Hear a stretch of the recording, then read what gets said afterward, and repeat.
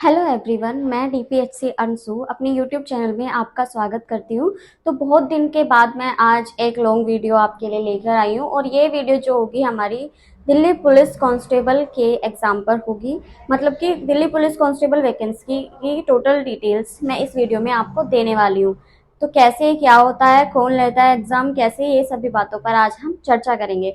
और इससे पहले मैं आपको बता दूं कि दिल्ली पुलिस में होना एक गर्व की बात है और बच्चे ऑल इंडिया से इस वैकेंसी को फिल करते हैं। और दिल्ली पुलिस पाना हर किसी का, मतलब हर किसी का नहीं कह सकती हूँ, जो स्टूडेंट्स वर्दी का सपना देखते हैं उनका दिल्ली पुलिस को पाना एक ड्रीम जैसा होता है। और दिल्ली पुलिस में होना एक गर्व की बात होती है, सौभाग्य से मिलती है दिल्ली पुलिस की नौकरी। तो चलिए बात करते हैं कि क्या क्या एलिजिबिलिटी क्राइटेरिया क्या है, क्या होता है, कैसे होता है और फ्रेशर्स को क्या करना है, कैसे करना है। चलिए वीडियो को शुरू करते हैं। तो सबसे पहले बात कर लेते हैं एलिजिबिलिटी क्राइटेरिया क्या होगा। तो इसमें जो है आपकी क्वालिफिकेशन जो चाहिए वो 12th पास होनी चाहिए। आप किसी भी स्ट्रीम से आपने 12th पास की हो, लेकिन बस आपको पास होना जरूरी है।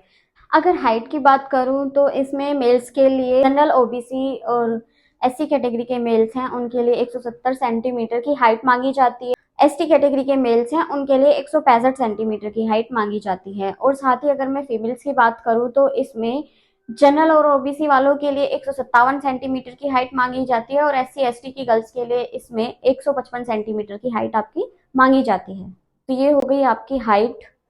और एज की बात करें तो एज इसमें जनरल बॉयज के लिए और गर्ल्स के लिए 18 से 25 साल की एज मांगी जाती है। इसमें ईडब्ल्यूएस और ओबीसी वालों को 3 साल की छूट होती है और एससी और एसटी वालों को 5 साल की छूट होती है। तो नेक्स्ट हम जानकारी ले लेते हैं कि आपको डॉक्यूमेंट्स क्या क्या चाहिए।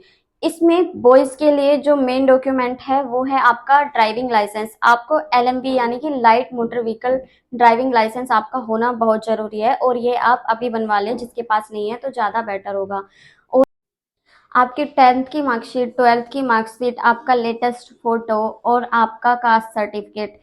जनरल के लिए कास्ट सर्टिफिकेट जो है उनका वही चल जाएगा, लेकिन 3 साल से ज्यादा पुराना नहीं होना चाहिए। और ईडब्ल्यूएस और ओबीसी के लिए सेंट्रल का कास्ट सर्टिफिकेट होना बहुत जरूरी है। एससी और एसटी वाले भी सेंट्रल का सर्टिफिकेट बनवा कर रख लीजिए, शायद मांगा जाए इस बार। पहले तो नहीं मांगा गया लेकिन हो सकता है कि इस बार मांग लिया जाए, तो आप उसे अभी से बनवा कर रख लीजिए।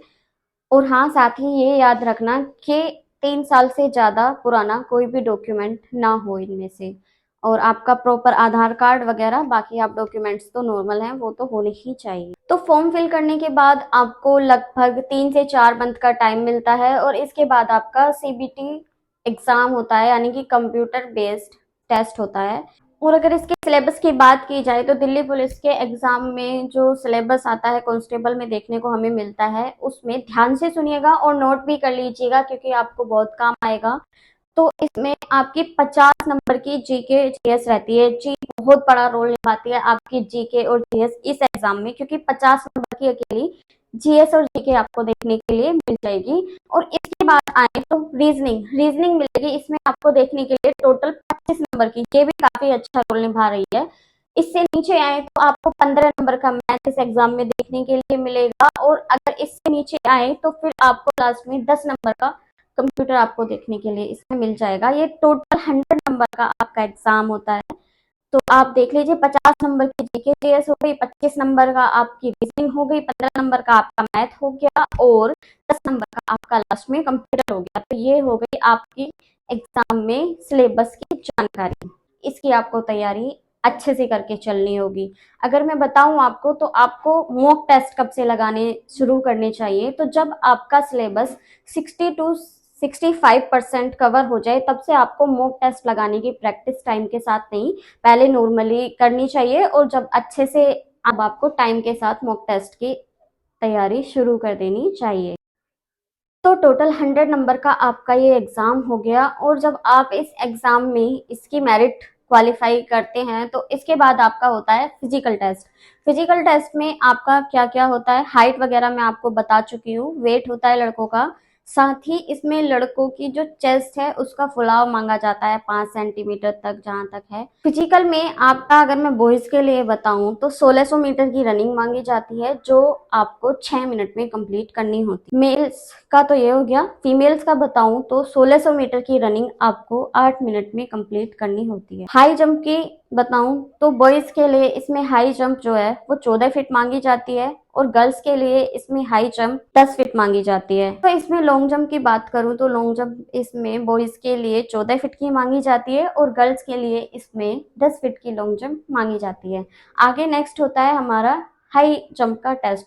तो हाई जंप में बॉयज के लिए 4 फीट की हाई जंप मांगी जाती है, और गर्ल्स के लिए इसमें 3 फीट की हाई जंप मांगी जाती है। जो बॉयज जनरल, ओबीसी और एससी कैटेगरी से आते हैं, उनकी जो चेस्ट होनी चाहिए वो 180 सेंटीमीटर होनी चाहिए, और फुलाव के बाद 185 सेंटीमीटर होनी चाहिए। नॉर्मली एसटी बॉयज की चेस्ट जो है वो 176 सेंटीमीटर होनी चाहिए, और फुलाव के बाद 180 सेंटीमीटर होनी चाहिए। तो फिजिकल के बाद आपकी फाइनल मेरिट आ जाती है, और फाइनल मेरिट में जिसका नाम हो जाता है वो मानो कि एकदम से वो अपने आप को समझ सकता है कि वो दिल्ली पुलिस में शामिल हो चुका है। और इसके बाद आपका मेडिकल टेस्ट होता है। मेडिकल जो होता है वो आपका हॉस्पिटल्स में आप मतलब भेजा जाता है, वहां पर आपका मेडिकल टेस्ट होता है प्रॉपर।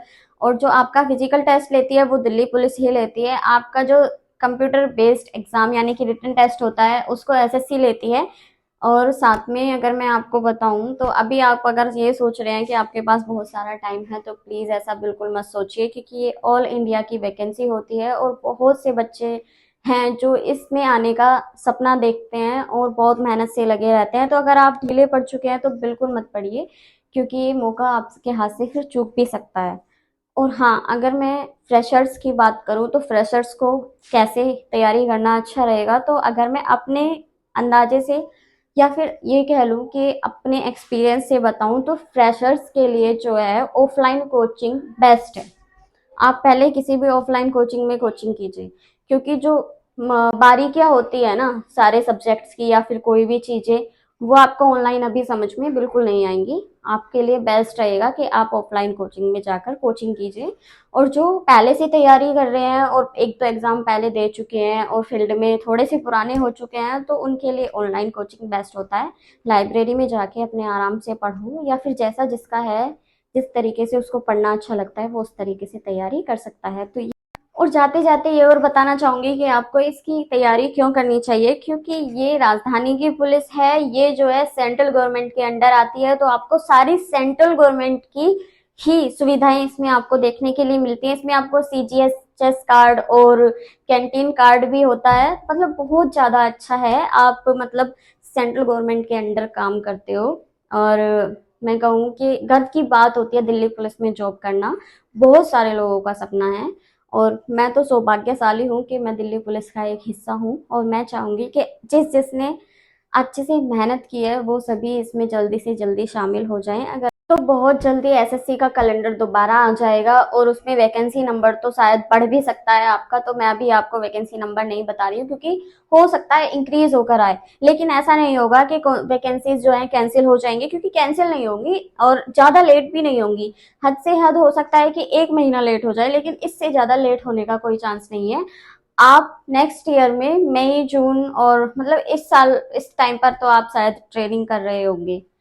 तो बिल्कुल भी ढील मत छोड़िए अपनी तैयारी में, मॉक टेस्ट लगाइए, तैयारी कीजिए, सिलेबस को कंप्लीट कीजिए, और जो भी आपका क्वेश्चन है कमेंट में बताइए।